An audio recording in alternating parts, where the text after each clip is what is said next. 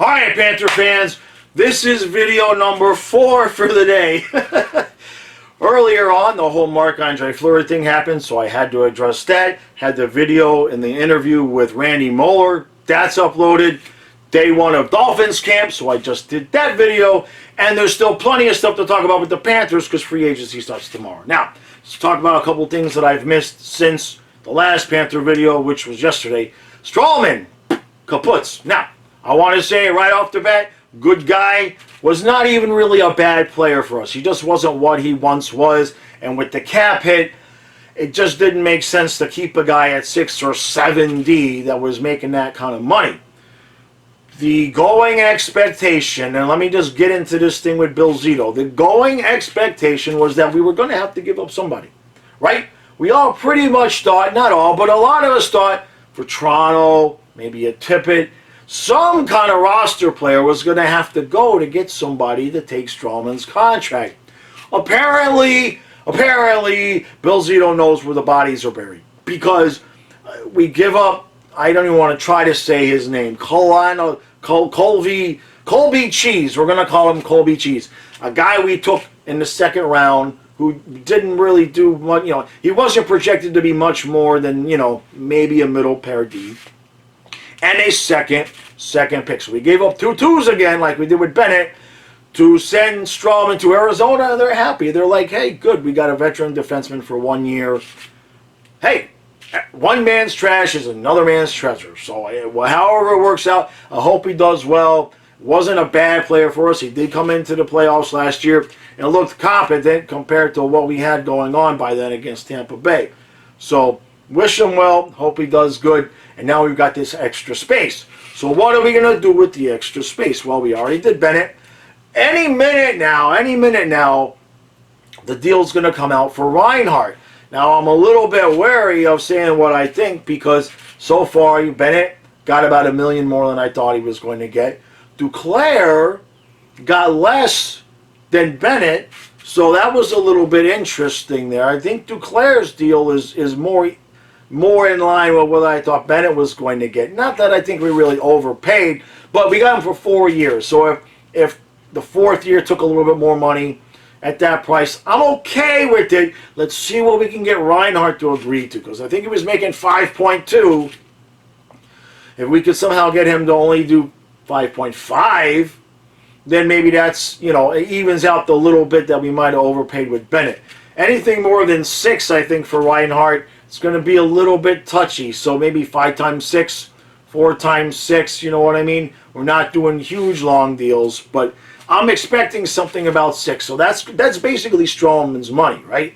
So once you give Reinhart his cash, you got 2 things really that we need left to do. You got to extend Barkov, and we need a top 4 defenseman. So even if he's not going to play in the top 4, we need somebody that is a legit top 4 guy to go either on the bottom or move Gudis down and insert whoever we get. Now, there's talk about Suter going back and forth, but if he wants 4 years, that's going to be too much. 2 would be optimal, right? 2 times 4 maybe for him. That would be perfect if he wants to come and play with all these young kids and possibly win a cup. That would be good. 3 years, that's going to be a little bit much. If you can get him for $4 million for 3 years, if that term is, if that's the sticking point, I would do it. Maybe, but now Stu is talking about McCabe rather than Suter. So let's just see what happens there.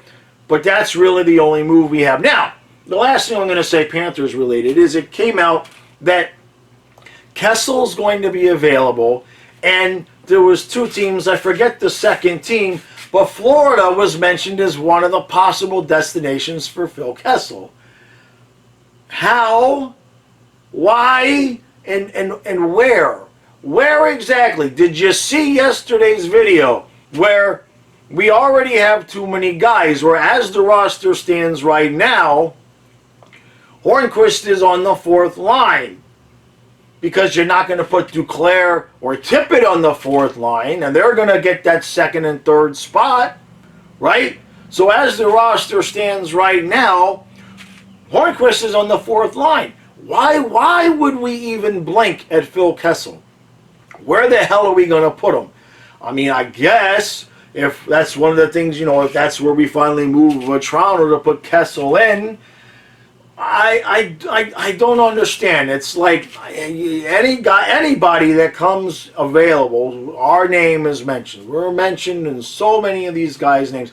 We don't need forwards. We have one too many as it is, which is a fine problem to have. We talked about that with Randy today, and you know we brought it up where depth-wise, not forward, when Bennett got suspended against Tampa, we didn't even feel comfortable bringing up another forward that we have. We went with 7D instead. So having the extra guys with injuries and all of that, that's fine. If we leave the team intact, somebody's going to be scratched most nights, and that's probably going to be Ryan Lomberg, because you probably have a fourth line with Hornqvist, Achari, and Marchment, because Marchment's not getting scratched. We know that. Q is going to play that kid. So I think the odd man out would be Lomberg. So at where we would have Phil Kessel, I have no idea. I'd love to hear your opinion on that. It's just we get mentioned with everybody. All right. Was that it? No, that wasn't it. Oh, I almost forgot. Our good buddy Keith Yandle. Our good buddy Keith Yandle. 1 year, $900,000.